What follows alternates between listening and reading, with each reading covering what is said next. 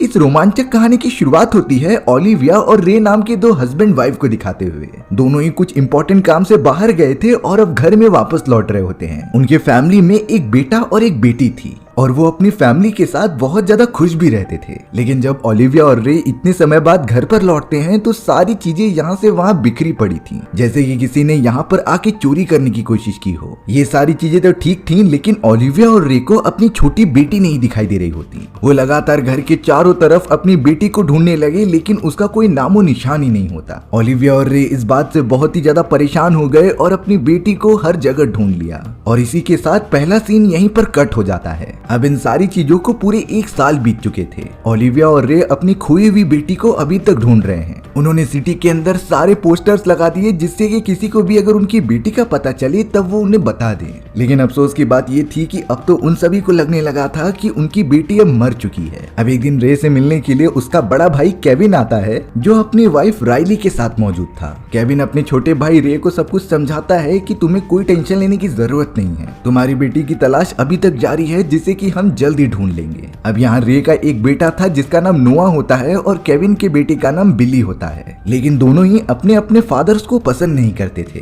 हालांकि नोआ और बिली के बीच एक अच्छी दोस्ती हो जाती है। ओलिविया और केविन की वाइफ राइली जब एक साथ मिलकर उस कमरे में जाते हैं जहाँ पर उनकी बेटी रहा करती थी, तब दोनों बहुत ही ज्यादा इमोशनल हो गए थे, क्योंकि इस कमरे से ओलिविया की बहुत सारी यादें जुड़ी होती हैं और आज भी वो अपनी बेटी को बहुत ज्यादा मिस करती है। उन्हें तो जरा भी समझ में नहीं आ रहा था कि आखिर किसने उसकी बेटी को दूर कर दिया। अब रात के समय रे घर के बाहर बहुत ही ज्यादा डिप्रेशन में बैठा हुआ था। उसे तो सिर्फ अपनी बेटी चाहिए थी जो अब कहीं दूर जा चुकी है। लेकिन तभी अचानक रे को आसमान की तरफ से कोई चमकती हुई चीज दिखाई दी और वो अनजान सी चीज लगातार पास आती जा रही थी। रे उस ऑब्जेक्ट को देखकर थोड़ा सा शॉक हो जाता है, लेकिन उसे लगने लगा कि ये कोई मिलिट्री का प्लेन हो सकता है, जिसकी टेस्टिंग ये सभी लोग नाइट मोड पर कर रहे थे। रे इन सारी चीजों पर ज्यादा ध्यान नहीं देता और सीधा घर के अंदर आ जाता है। वो अनजान सा ऑब्जेक्ट जो आसमान में उड़ रहा था वो काफी ज्यादा पास आने के बाद वहां से गायब हो गया और उसकी स्पीड तो नॉर्मल प्लेन से कई ज्यादा थी। रे ने तो इन सारी चीजों के बारे में किसी को नहीं बताया, क्योंकि वो इसे सीरियस ले ही नहीं रहा था। पर तभी अचानक बाहर से फायर क्रैकर्स की आवाजें आने लगी थी, जो धीरे धीरे काफी बढ़ते जाती हैं। रे और पूरे घर वाले इस पटाखों की आवाज से बहुत ही ज्यादा परेशान हो गए थे। रे को लगने लगा कि ये किसी बदमाश बच्चों का काम है जो हमें परेशान कर रहे हैं। इसीलिए रे अब एक गन ले लेता है, जिससे कि वो उन सभी को डरा सके। हालांकि ओलिविया और बाकी लोग रे को समझा रहे थे कि काफी रात हो चुकी है और इतनी रात को बाहर निकलना खतरे से खाली नहीं था। लेकिन रे कहाँ किसी की मानने वाला होता है। एक तो उसकी बेटी लापता हो गई थी और ऊपर से वो काफी ज्यादा डिप्रेशन में भी चला जाता है। इन सारी चीजों का गुस्सा वो किसी पर तो निकालेगा ही। इसीलिए अब रे सीधा गन लेकर बाहर की तरफ जाने लगा। इन सारी चीजों के बारे में तो अब बिली और नोआ को भी पता चल गया था, इसीलिए वो भी रे के साथ जाने का डिसाइड करते हैं। और अब कार के अंदर बिली, नोआ, केविन, मॉर्गन और रे साथ में मिलकर जाने लगे थे। वो सभी तो जंगल के बीचों बीच उस आवाज का पीछा कर रहे होते हैं, जिससे कि वो डिस्टर्ब हो रहे थे। अब यहाँ काफी ज्यादा अंदर आने के बाद उन्हें लगने लगा कि यहाँ से उन्हें पैदल जाना चाहिए, क्योंकि जंगली रास्ता काफी उबड़ खाबड़ था। रे तो कार से उतरकर केविन और बिली के साथ दूर जाने लगा।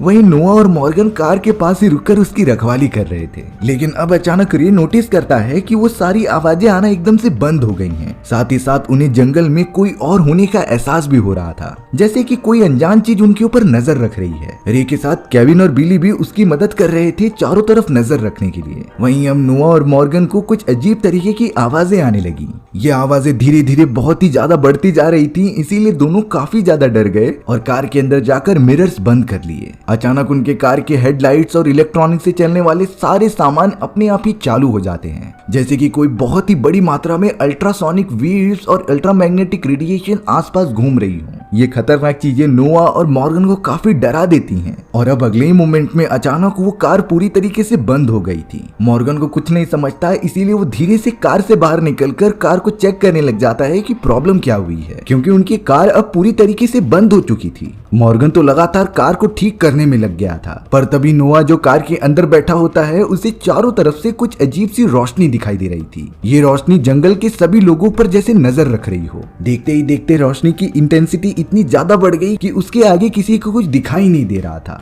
एक समय पर तो सारी इलेक्ट्रॉनिक की चीजें चालू भी हो जाती हैं, लेकिन जैसे ही वो रोशनी वहां से हटी तभी नोआ देखता है कि मॉर्गन वहां से तो गायब हो चुका है। आखिर वो कहाँ गया इसका किसी को अंदाजा ही नहीं था। वहीं दूसरी तरफ रे, कैल्विन और बिली बहुत ही ज्यादा परेशान हो गए थे क्योंकि वो रास्ता भटक चुके होते हैं और साथ ही साथ उन्हें जंगल के कोने कोने पर बहुत ही अजीब तरीके की रोशनी दिखाई दे रही थी, पर ये रोशनी कभी जमीन पर होती तो कभी आसमान में। वो तीनों इस बात से बहुत ज्यादा डर गए थे, इसीलिए वहां से जाने का डिसाइड किया। रे, केविन और बिली जल्द से जल्द अपनी कार के पास आ जाते हैं जहाँ पर नोआ मौजूद था और अब वो किसी भी तरीके से घर की तरफ जाने लगे थे। अब हमें दूसरी तरफ ओलिविया और राइली दिखाए जाते हैं जो कि डिनर तैयार कर रहे थे, लेकिन तभी वो नोटिस करते हैं कि घर की छत पर कुछ तो गिर रहा है। ओलिविया और राइली तो थोड़ा सा डर गए थे कि इतनी रात को आखिरकार ये कौन सी चीज हो सकती है, इसीलिए वो दोनों बड़ी हिम्मत करके बाहर देखने चले गए कि आखिर ये क्या है। तभी अचानक आसमान से एक मरा हुआ पक्षी नीचे गिरा जिसकी बॉडी पूरी तरीके से जम चुकी होती है। इसी तरीके से कई सारे पक्षी नीचे गिर रहे थे, वो भी मरते हुए। राइली और ओलिविया इस इंसिडेंट को देखकर काफी ज्यादा डर गए और घर के अंदर जाकर छुप गए। उन्हें नहीं समझ में आता कि आखिर ये चीजें कौन कर रहा है। वहीं अब कार के पास रे और बाकी सब आ गए थे, लेकिन जब उन्हें पता चला कि मॉर्गन गायब हो चुका है तो उसे ढूंढने की जिम्मेदारी उन सभी की थी। इसीलिए रे और के लगातार मॉर्गन को ढूंढने लगे थे, लेकिन नोआ सभी से कह रहा था कि हमें जल्द से जल्द यहाँ से निकलना होगा क्योंकि अनआइडेंटिकल चीज यहाँ पर घूम रही है और ये हम सबके लिए खतरा है और उसने ही मॉर्गन को किडनैप किया था। हमें यहाँ पर दिखाया गया कि केविन किसी अनजान चीज को देखकर बहुत ही ज्यादा शॉक हो चुका है। वो तो किसी से बिल्कुल भी बात ही नहीं कर रहा था, लेकिन जब रे ने केविन को झटका दिया तो वो तुरंत ही होश में आ जाता है। वो सभी जंगल में मौजूद ये चीजें देख रहे थे कि कैसे अनजान रोशनी उन्हें फॉलो करती जा रही है। फिलहाल के लिए रे ने बाकी लोगों से कह दिया था कि हमें कार में बैठकर जल्द से जल्द घर जाना है। मॉर्गन को हम सब सुबह होने पर ढूंढ लेंगे। जिसके बाद रे के साथ केविन, नोआ सभी लोग बैठकर कार के अंदर आ जाते हैं अपने घर पर। अंदर आते ही केविन को सबसे पहले बिठाया गया क्योंकि उसकी हालत सबसे ज्यादा खराब थी। रे अपनी वाइफ और बाकी लोगों को कंडीशन के बारे में बता रहा होता है कि यहाँ से बाहर निकलना खतरे से खाली नहीं है और कोई रोशनदार चीज है जो हमारा पीछा कर रही है। लेकिन इन सारी परेशानियों की तो अभी सिर्फ शुरुआत ही थी। अब ऊपर वाले कमरे से बहुत ही तेज आवाज आने लगी जहाँ पर रे और ओलिविया की बेटी मैसी रहा करती थी। सभी लोग हिम्मत जुटाकर किसी भी तरीके से कमरे में चले जाते हैं देखने के लिए कि आवाज कहाँ से आ रही है। थोड़ी देर तक छानबीन करने के बाद वो जैसे ही खिड़की की तरफ देखते हैं तभी एक अनजान रोशनदार चीज उड़ते हुए उनके घर के चक्कर लगा रही थी और इस रोशनदार चीज की वजह से ही घर में मौजूद सारे इलेक्ट्रॉनिक खिलौने और सामान अपने आप ही चलने लगे थे, जैसे कि इन्हें पर्टिकुलर अमाउंट की एनर्जी मिल रही हो उन सारे रोशनी वाली चीजों से और ये चलने लगे थे। रे और उसकी वाइफ इस बात से बहुत ही ज्यादा डर गए कि आखिर ये कौन सी चीज है जो हमें अकेला छोड़ ही नहीं रही है। वहीं दूसरी तरफ अब केविन की हालत पहले जैसी होने लगी थी, जो काफी टेंशन में आ जाता है और कहता है कि हम सब बुरी तरीके से फंस चुके हैं और वो चीज हमें खत्म कर देगी। पर केविन किसके बारे में बात कर रहा था इसका किसी को अंदाजा नहीं होता।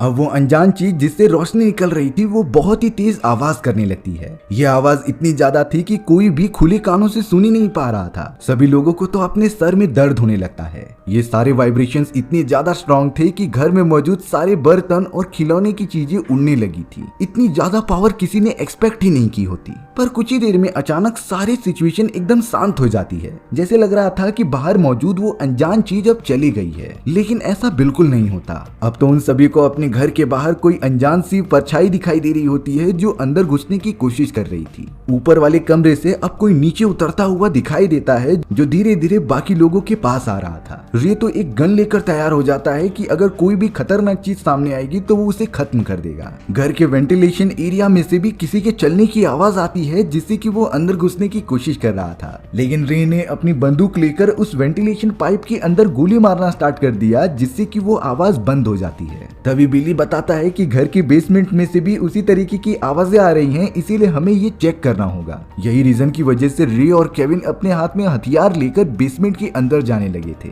अंदर पहुंचते ही उन्हें पता चला कि बेसमेंट का दरवाजा तो ओपन है और उसके दूसरी तरफ वही रोशनी चमक रही होती है जो घर के बाहर मौजूद थी। रे चाहता था कि ये रोशनी अंदर ना आ जाए, इसीलिए वो बेसमेंट का दरवाजा बंद करने गया। पर जैसे ही वो रोशनी के सामने आता है, रोशनी एकदम अजीब तरीके की वाइब्रेशन उसके ऊपर छोड़ देती है। जिससे कि रे अपने आप उनकी तरफ खींचा चला आया और अचानक से गायब हो गया। केविन भी ये सारी चीजें देख रहा होता है, लेकिन वो पहले की तरह एकदम स्टक हो गया था। वो तो अपनी जगह से हिल भी नहीं पाता। बिली उन सभी को बचाने की कोशिश करता है, लेकिन वो समझ चुका था कि रोशनी के पास जाना खतरनाक है, इसीलिए वो तुरंत ही पीछे आ गया। बिली ने सभी को इन्फॉर्म कर दिया होता है कि रे गायब हो चुके हैं और रोशनी के पास बिल्कुल नहीं जाना है। हमें अब केविन की वाइफ राइली दिखाई जाती है, जो एक कोने में मौजूद थी, क्योंकि उसे इन सारी चीजों से काफी ज्यादा डर लग रहा होता है। लेकिन अब उसके सामने काफी ज्यादा फॉगी एरिया आ चुका था, जिसके अंदर से कोई अनजान चीज बाहर निकलती है। उसकी बॉडी सच में बहुत ही ज्यादा चमक रही थी, लेकिन अब उसी चीज ने राइली को किडनैप कर लिया होता है, जो उसे लेकर गायब हो गया। यानी कि अब घर के अंदर सिर्फ नोआ, बिली और ओलिविया होती है।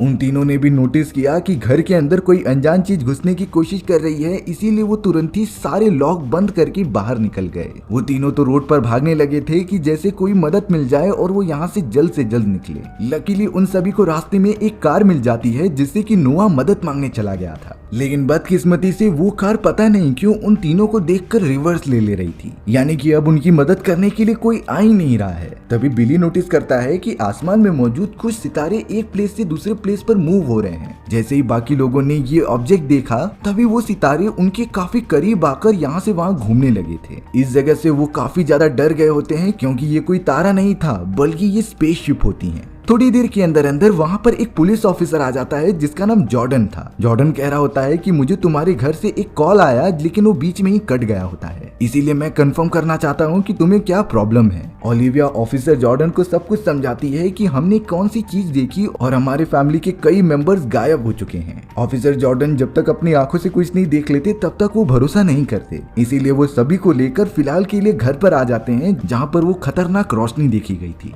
सबसे पहले जॉर्डन सारी चीजों का इन्वेस्टिगेशन करते हुए बेसमेंट में चला गया था, जहाँ पर उसे रे की एक हैट मिलती है। उस हैट को लेकर वो बाकी लोगों के पास आ गया और समझाने लगा कि मेरे इन्वेस्टिगेशन के हिसाब से ये एक चोरी है और ये काम सिर्फ एक बड़े चोर का हो सकता है। लेकिन ओलिविया और बाकी बच्चे उसे समझा रहे थे कि ये चोर नहीं, बल्कि किसी मैजिकल ऑब्जेक्ट ने किया है, जो लोगों को किडनैप करता था। जॉर्डन को तो उन सभी की बात बहुत ही ज्यादा बचकानी लग रही थी, इसीलिए वो कहता है कि तुम्हें मेरे साथ पुलिस स्टेशन आना होगा। लेकिन ओलिविया ने जवाब दे दिया कि मैं अपने बच्चों और इस घर को छोड़कर कहीं नहीं जाऊंगी। मेरे हस्बैंड ने इस घर को बहुत ही मुश्किल से बनाया था और हम यहीं रहेंगे, इसीलिए अब मजबूरी के कारण जॉर्डन को वहां से जाना पड़ता है। लेकिन उसने कह दिया कि अगर आपको कोई भी जरूरत हो तो मुझे कॉल कर लेना। अब यहाँ सारी इन्वेस्टिगेशन करने के बाद जॉर्डन जब पुलिस स्टेशन पहुंचता है, तब वहाँ पर काफी ज्यादा भीड़ लगी हुई थी। बहुत सारे लोग अपनी कंप्लेन करने आए थे कि उन्होंने कुछ अजीब सी रोशनी वाली चीजें देखी हैं, जो उनके घर के चारों तरफ मंडरा रही थी। जॉर्डन भी इतने सारी कंप्लेन जो पूरी तरीके से सेम थी, वो देखकर बहुत ही ज्यादा शॉक हो गया कि आखिर एक समय पर लोगों को इतनी रोशनी वाली चीजें कैसे दिखाई दे सकती हैं। यहाँ तक कि जॉर्डन के कई सारे पुलिस मेंबर्स ने भी उस रोशनी को देखा होता है, जो कह रहे थे कि मुझे अपनी मरी हुई बेटी दिखाई दी। यानी कि एक तरीके से वो रोशनी पुरानी यादों में घुसकर उन्हें सब याद दिला रही थी। जॉर्डन अब इस केस को बहुत ही ज्यादा सीरियस लेने लगा और अपनी इन्वेस्टिगेशन जारी कर दी।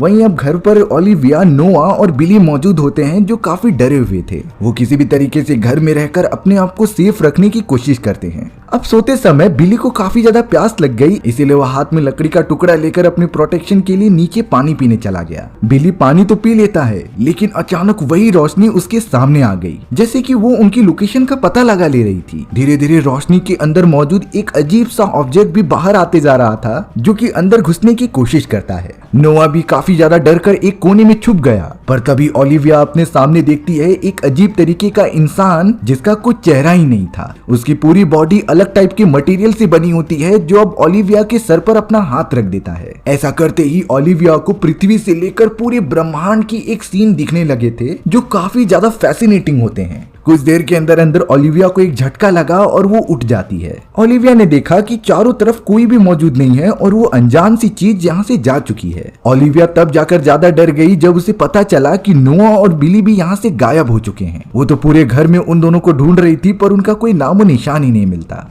ओलिविया कैसे भी करके नीचे वाले कमरे में चली जाती है बिली और नोआ को ढूंढने के लिए, पर तभी उससे दूसरे कमरे से कुछ आवाजें आने लगी। ओलिविया भी देखने चली गई थी कि आखिर कौन सी आवाजें कहां से आ रही हैं। अचानक ओलिविया के सामने उसकी गायब हुई बेटी मैसी आ गई थी और वो बहुत ही ज्यादा इमोशनल हो जाती है उसे देखकर। दरअसल ये सारी चीजें उस रोशनदार चीज की वजह से होती हैं जिससे कि ओलिविया को उसके पास्ट का सीन नजर आ रहा था। ये वो समय होता है जब ओलिविया और उसके हस्बैंड घर से बाहर गए थे कुछ इंपॉर्टेंट काम के लिए, लेकिन तभी ओलिविया देखती है कि उस समय केविन उनके घर के अंदर घुस जाता है और उसकी बेटी मैसी को जान से मार देता है। ये बात जानकर ओलिविया काफी ज्यादा नाराज हो गई और वो बहुत ज्यादा रोने भी लगी थी। उसे नहीं समझ में आता होता कि आखिर केविन ने ऐसा मेरी बेटी के साथ क्यों किया। अब अगले ही मोमेंट में ओलिविया उसी पोजीशन पे आ जाती है जहां पर वो खतरनाक प्राणी उसके ऊपर हाथ रखा था। सब कुछ पहले जैसा हो जाता है और अब बिली और नोआ भी उनके सामने आ चुके थे। ओलिविया अपने बच्चों को सही सलामत पाकर काफी ज्यादा खुश होती है। अच्छी बात तो ये थी कि अब गायब हुए सारे लोग वहां पर आ गए थे। रे से लेके मॉर्गन भी सही सलामत होते हैं। लेकिन केविन जब ओलिविया के सामने आया तब ओलिविया ने सभी लोगों से इस राज के बारे में बता दिया था। वो कहती है कि हमारी बेटी मैसी गायब नहीं हुई बल्कि केविन ने उसे जान से मारकर कहीं दफना दिया। दरअसल केविन बहुत ही ज्यादा जलता था क्योंकि उसकी कोई बेटी नहीं होती